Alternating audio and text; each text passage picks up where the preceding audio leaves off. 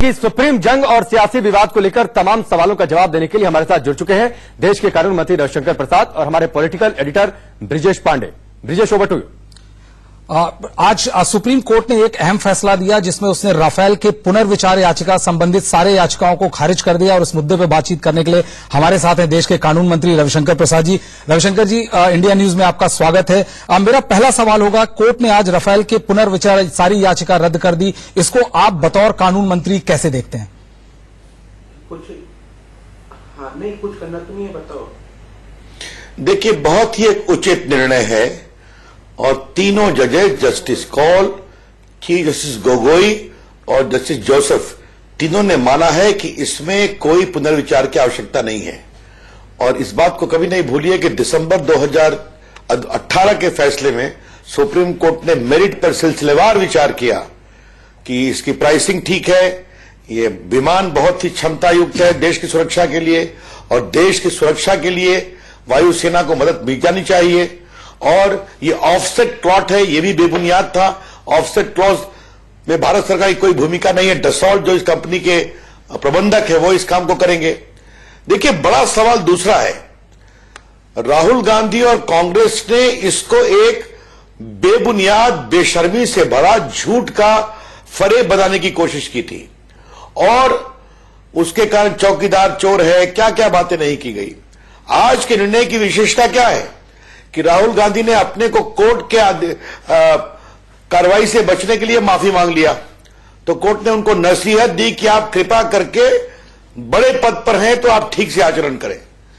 तो आपने वहां तो बचने के लिए माफी मांग ली, देश के लोगों के सामने जो आपने झूठ परोसा, दिसंबर 18 में आप हारे, जनता ने लोकसभा के चुनाव में आपको हरा दिया, आपने पूरी जगह यह प्रचार किया और आज आपका रिव्यू डिसमिस हो गया। तो क्या आपका कुछ नैतिक फर्ज बनता है, अगर आप में नैतिकता बची हो तो? और ये राहुल गांधी ने सिर्फ भारत ही नहीं, दुनिया में भारत को बदनाम किया।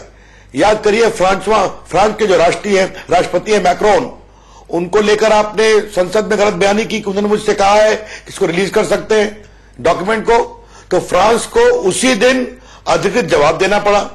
आपने फ्रांस के पूर्व राष्ट्रपति फ्रांकोis होलैंड को कहा कि उन्होंने कहा है नरेंद्र मोदी जी चोर है, उनको डिनाई करना पड़ा। आपने कहा कैबिनेट कमेटी ऑन सिक्योरिटी ने इसको नहीं अप्रूव किया है, वो भी गलत निकला। तो तमाम झूठ फरेब, कुछ मीडिया के प्रायोजित रिपोर्ट को लेकर राहुल गांधी इसको देश में प्रचार कर रहे थे। और मैं तो बिल्कुल विनम्रता से कहूंगा, जो मैंने आज प्रेस में कहा था कि 10 साल के यूपीए कालखंड में वायुसेना जो 30 साल से विमान की मांग कर रही थी, कोई कार्रवाई नहीं की गई, और जब 11-12 में टेंडर फाइनलाइज किया गया फिर उसको रोक दिया गया। तो देश की सुरक्षा के साथ जो खिलवाड़ किया गया, इसका भी जवाब देना पड़ेगा कांग्रेस पार्टी को। इसलिए माफी की बात हमने की है।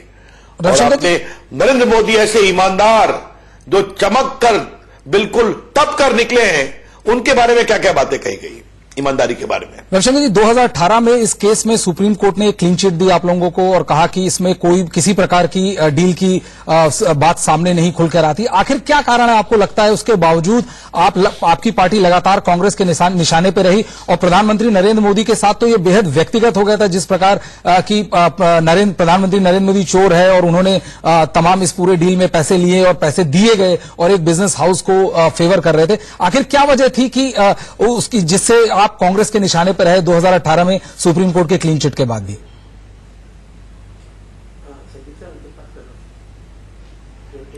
झूठ बोलने पर कोई मनाही है क्या? नहीं ना है। भारत में सब आजादी है और झूठ बोलने पर भी आजादी है। लेकिन 70 साल के इतिहास में कांग्रेस ऐसी पुरानी पार्टी का नेता इस तरह से झूठ बोलेंगे, उनके अध्यक्ष, सुप्रीम कोर्ट की टिप्पणी देख लीजिए, और वो किए चले जा रहे हैं देश भर में, संसद के अंदर, संसद के बाहर, जो मैंने विस्तार से बताया। तो इसलिए अब राहुल गांधी को बार बार जनता ने नकारा है। और मैं फिर कहूंगा, नरेंद्र मोदी जी की ईमानदारी पर देश नहीं दुनिया विश्वास करती है। और ये कांग्रेस पार्टी जिसके हाथ सने हुए हैं भ्रष्टाचार के खिलाफ इतने मामले में, क्या बोफोर्स, क्या जीप स्कैंडल, क्या सबमरीन कांड, क्या ऑगस्टा वेस्टलैंड, आपने देखा है इस मामले को पूरा। तो इसको लेकर कांग्रेस पार्टी, आज मैंने अपने प्रेस कॉन्फ्रेंस में एक बात कही थी कि कांग्रेस पार्टी के किसी सरकार में कोई भी रक्षा का कॉन्ट्रैक्ट नहीं होता था जिसमें सब कॉन्ट्रैक्ट नहीं हो। आप समझ रहे मैं क्या कहना चाह रहा हूं। और आज नरेंद्र मोदी की सरकार में बिचौलियों और दलालों का आना बंद है, आप भी जानते हैं। तो इससे उनको परेशानी होती है। लेकिन किसके इशारे पर कर रहे थे राहुल गांधी? हमारा आरोप है जो ठेकेदार सप्लायर को यह ऑर्डर नहीं मिल पाया, उनके प्रोत्साहन पर यह सब कार्रवाई हो रही थी। आप भी जानते हैं, कई लोग के संबंध सामने आए हैं। रविशंकर जी, लेकिन आपने प्रेस कॉन्फ्रेंस की और आपने कहा कि कांग्रेस को, स्पेशली राहुल गांधी को देश के सामने माफी मांगनी चाहिए प्रधानमंत्री की छवि बिगाड़ने पे। लेकिन उसके बाद कांग्रेस ने एक प्रेस कॉन्फ्रेंस की और उन्होंने जस्टिस के.एम. जोसेफ की एक पैरा को हाईलाइट करते हुए ये कहा कि कैसे अभी भी ये कहा जा रहा है सुप्रीम कोर्ट की तरफ से कि इस मामले में जांच होनी चाहिए, जांच हो सकती है सीबीआई के द्वारा, और इस मामले पर जेपीसी बैठाना चाहिए। और उन्होंने इस पूरे जो मामला पुनर्विचार याचिका खारिज हुई है उसको ही सिरे से खारिज कर दिया। इसको कैसे देखते हैं?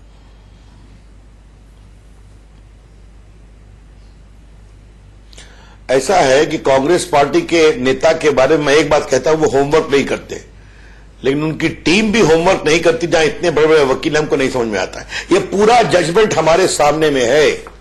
इसमें माननीय जोसेफ जी ने भी इस निर्णय को कहा है कि रिव्यू की कोई गुंजाइश नहीं है। तो जस्टिस कौल और चीफ जस्टिस गोगोई से एग्री करते हैं। उन्होंने क्या कहा है, अगर कोई एफआईआर कोई करता है तो उस पर तुरंत कार्रवाई नहीं होती जब तक सीबीआई की धारा 17A के अंतर्गत उचित पदाधिकारी उसको सैंक्शन नहीं देते हैं। यही तो उन्होंने जिक्र किया है। कहा कि आपको होने तो जाइए, राहुल गांधी की हिम्मत तो एफआईआर करे। किसने रोका है उनको बेबुनियाद झूठ बोलने पर? लेकिन एक सिंगल जज की टिप्पणी पर इस तरह की बात कहना, क्षमा करिए, उस न्यायमूर्ति का भी अपमान है। जबकि वरिष्ठ जजेस ने रिजेक्ट किया, उन्होंने भी कहा रिव्यू में दम नहीं है। और पहले निर्णय तो मेरिट पर वो दे चुके हैं कि राफेल जहाज बहुत बढ़िया है। और आप भी जानते हैं कि राफेल की क्षमता यह है कि अगर बालाकोट के समय राफेल हुआ होता तो आपको उसको पाकिस्तान की सीमा में नहीं क्रॉस करना पड़ता, भारत की सीमा से ही काम तमाम हो जाता। ये क्षमता उसमें है, अच्छा जहाज है। रविशंकर जी, लेकिन पिछले 1-1.5 साल से ये मसला चल रहा है। आज सुप्रीम कोर्ट ने पुनर्विचार याचिका भी खारिज कर दी। आपको लगता है कि इस सीमा में नहीं क्रॉस करना पड़ता, भारत की सीमा से ही काम तमाम हो जाता। ये क्षमता उसमें है, अच्छा जहाज है। रविशंकर जी, लेकिन पिछले 1-1.5 साल से ये मसला चल रहा है। आज सुप्रीम कोर्ट ने पुनर्विचार याचिका भी खारिज कर दी। आपको लगता है कि कांग्रेस के स्टैंड को देखते हुए अब इस मसले पर पूर्ण विराम लग जाएगा या लग जाना चाहिए?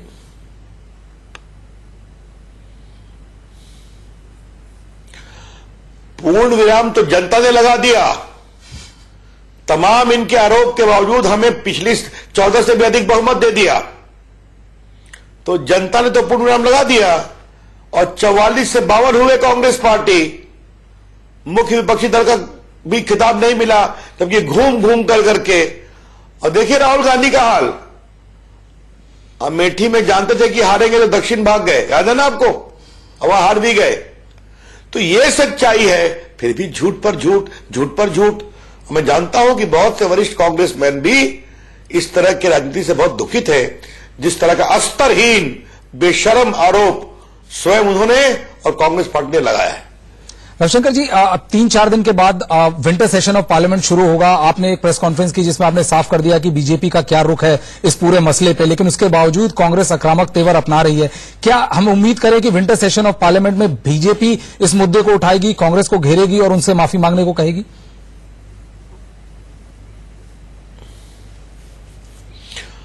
बिल्कुल, जो भी संसद की स्ट्रैटेजी होगी वो संसद में तय की जाएगी।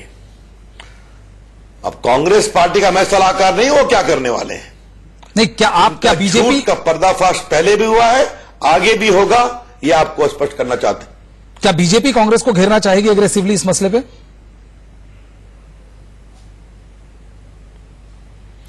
ऐसा है कि पार्लियामेंट की स्ट्रैटेजी तो पार्लियामेंट की पार्टी में तय होता है ना।